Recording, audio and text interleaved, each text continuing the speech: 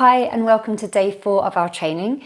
Today we're looking at inspired action, intuition and listening to our own inner wisdom. As we grow our businesses and navigate through our business life, I think it's really important as an authentic yoga teacher living an authentic, aligned life to keep checking in with our truth, to keep checking in with our inner knowing. And this takes a lot of practice, trusting those intuitive nudges. And I'm sure you've all experienced the time where there was an intuition, a gut feeling that you should have done something and you ignored the gut feeling and the outcome wasn't as good as if you would have followed the gut feeling. And that's kind of what I'm talking about today, but completely about your business. So as a self-employed person, we always have, well, myself anyway, really big to-do lists. There's always so much to do. We're always doing like juggling things and, trying to plan social media, trying to plan lesson plan, trying to answer all the messages and the emails. There's always so much, juggling so much.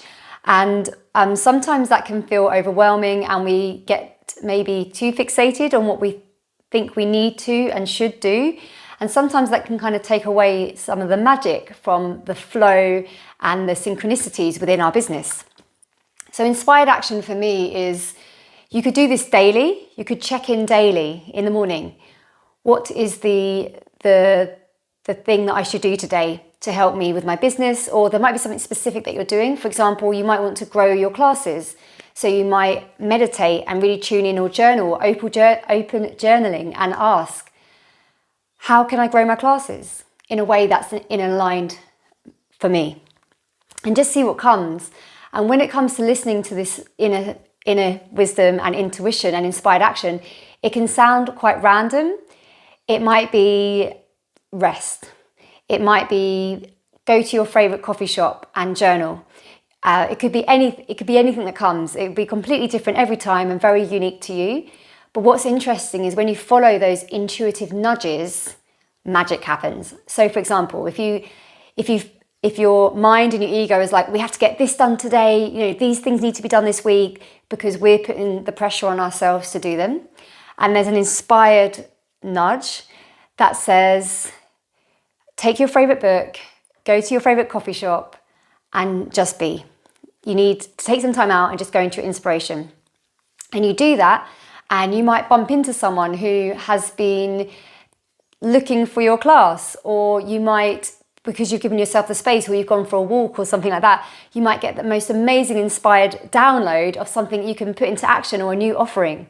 So when we create space for this, it's the Shakti, creative life energy, it's prana, it's creative life energy moving through us. And when we're too much in the doing, we often miss the opportunity for this Shakti energy to move through us, this creative energy, this life force that's moving us through life. It knows the best for you and it knows the most amazing ways to make everything that you want to happen.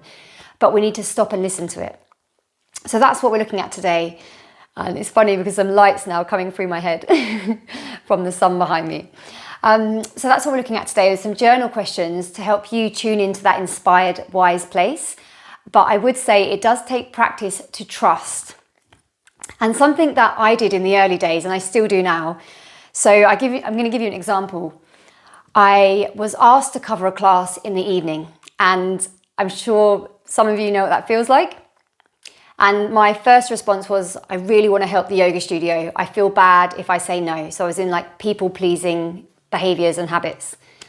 But I was working a lot of the time. I was working many classes, doing lots of work, and I was very tired. So I just sat down and I kind of put my hands out on my knees, both hands. And on one side, I felt into teaching that cover class that evening. And on the other side, I felt into saying no. And what I did as I felt into these two options is I listened to my body.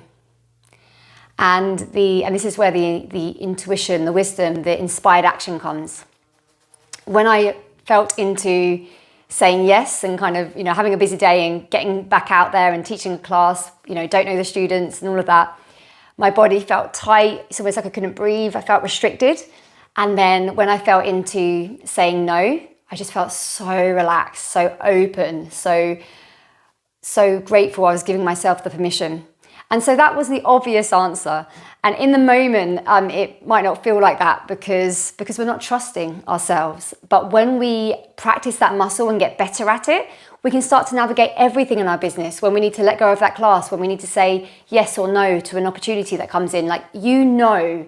And the more you are in alignment with your desires, like, you're really clear on your worth and what you desire in life and how you want to serve and how you want to grow your business. When you're super clear and you're doing your practice and you're aligning your energy, then the inspired action just comes. It really just comes. And I can tell you from experience. And I also often get into the busy mindset, overwhelming myself, putting pressure on myself. And when I can remember, or just coming back to my practice and really align my energy with what I want to birth into the world, what I want to create, how I want to live, even if that just means I want to live more day to day in more peace and more calm, then when I create space for it, inspired action always comes. And it might come through journaling as well.